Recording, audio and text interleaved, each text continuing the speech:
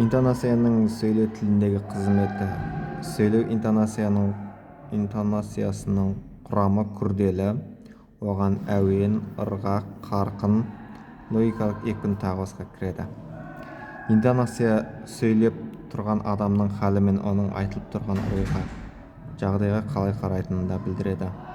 Мысалы, сөйлеушінің айтылған ойды, жағдайды қолдайтынын қолдамайтыны, оған қуаныш және ренішпен не мысқыл сезіммен қарайтыны интонация арқылы анықталады. Арнайы сөздер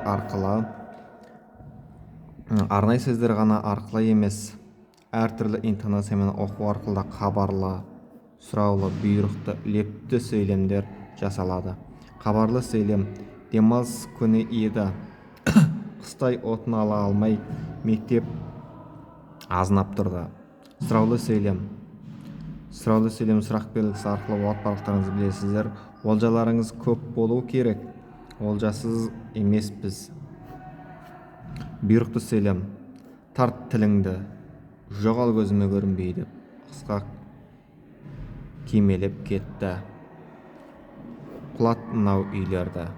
Тағы басқа сөздер бізде бұйрықты болады. Лепті сөйлем бізде леп белгісі арқылы түседі. Бұл түс емес. Салдар келеді. Леп белгісі қойылады.